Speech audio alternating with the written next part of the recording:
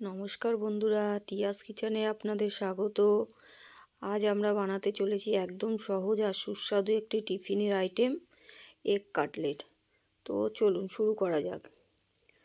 তো এটি বানাতে খুব অল্প কিছু জিনিস লাগে আর খুব অল্প টাইমের মধ্যে এটি তৈরি হয়ে যায়।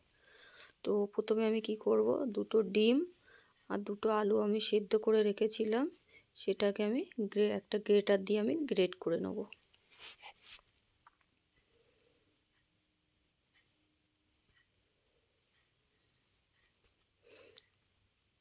এটি কিন্তু বানাতে বেশি কিছু লাগে না, মানে আপনাদের ঘরে যা আছে মোটামুটি সেই অল্প কিছু জিনিস দিয়েই আপনারা এটা তৈরি করে নিতে পারবেন।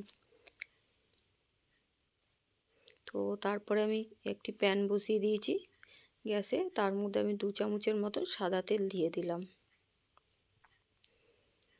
তো তেলটা ভালো করে গরম করে নেব। গরম করে নিয়ে আমি পেঁয়াজটা আগে থেকে একটা বড় সাইজের পেঁয়াজ আমি কেটে রেখেছিলাম, সেটা আমি দিয়ে 1-2 মিনিটের মতন ভালো করে নেড়ে চেড়ে নেব। তারপরে আমি দুটো কাঁচা লঙ্কা আমি কেটে রেখেছিলাম, সেই কাঁচা লঙ্কাগুলো আমি দিয়ে দিলাম। দিয়ে এটাকেও একটু ভালো করে ভাজা ভাজা করে নিতে হবে।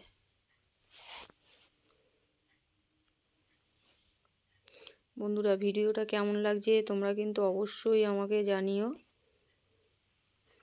আর ভালো লাগলে একটা লাইক এবং সাবস্ক্রাইব করে দেবে। তো তারপরে আমি কিছু আদা রসুন 1 চামচের মতন পেস্ট দিয়ে দিলাম। দিয়ে এটাকেও ভালো করে নেড়ে চেড়ে নিতে হবে, যাতে আদা রসুনের যে একটা কাঁচা গন্ধ আছে সেই গন্ধটা যেন চলে যায়।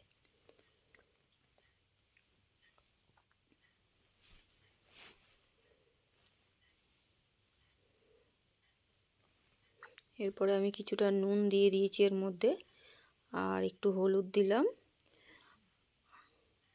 আর একটু লঙ্কার গুঁড়ো দেব। এটা দিয়েও আমাকে ভালো করে মশলাগুলোকে নেড়ে চেড়ে নিতে হবে।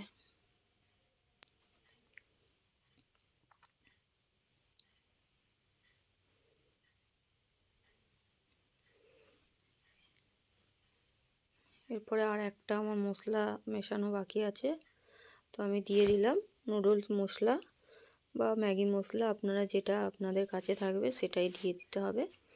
তো আমি 1 চামচ দিয়ে দিয়েছি। এটা দিলে কিন্তু একটা খুব ভালো টেস্ট আসে কাটলেটের। তো ওটাকেও আমি ভালো করে নেড়ে চেড়ে নিলাম।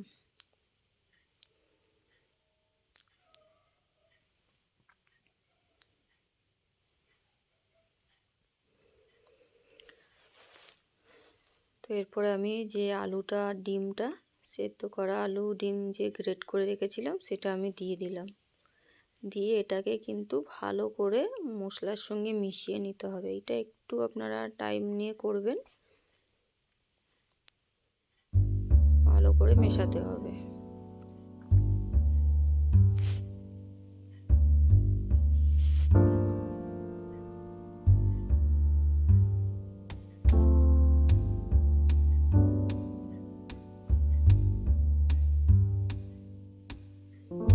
এটা আপনারা সন্ধেবেলাও করতে পারেন, সন্ধেবেলা বেশ ভালোই হয় এটা করলে।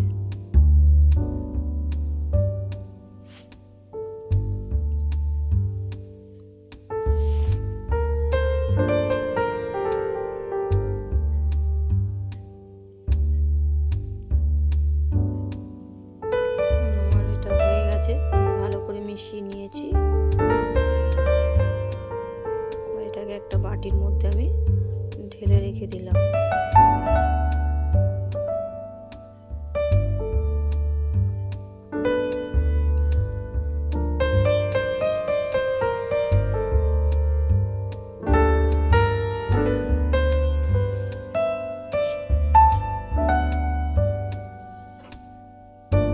এবার আমি আর একটা বাটির মধ্যে একটা ডিম নিয়েছি, তার মধ্যে 1 চিমটে নুন দিয়ে দিলাম। দিয়ে এটাকে আমাকে ভালো করে ফেটিয়ে নিতে হবে।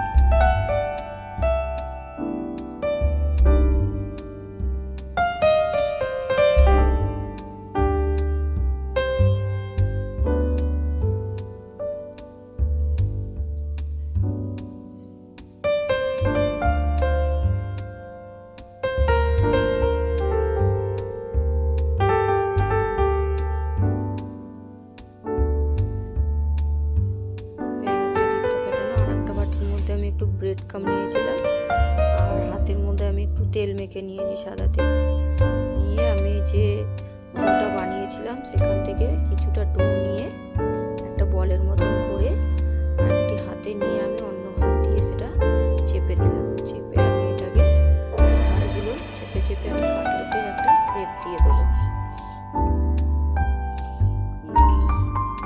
দেখুন আমি কেমন শেপটা দিচ্ছি।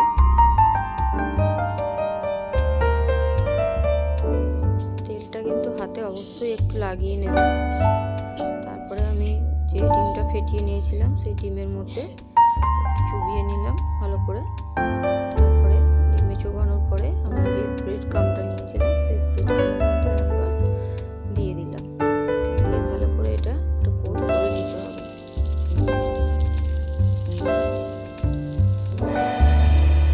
আপনারা বাড়িতে যদি পাউরুটি থাকে সেই পাউরুটি মিক্সিতে গুঁড়ো করেও আপনারা ব্রেড ক্রাম্ব করে করতে পারেন।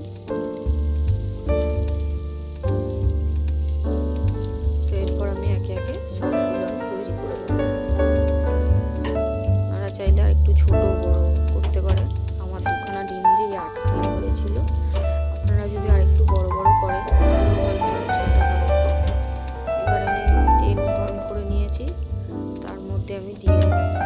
এই কাটলেটগুলো আপনারা তৈরি করার পরে যদি একটু ফ্রিজে রেখে তারপরে যদি ভাজতে পারেন তাহলে কিন্তু আরও ভালো হবে।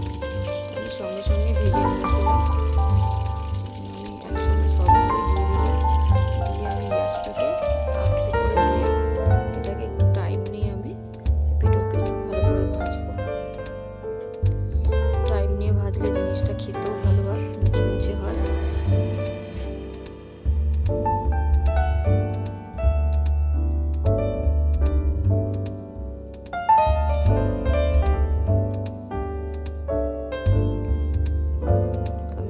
নিচ থেকে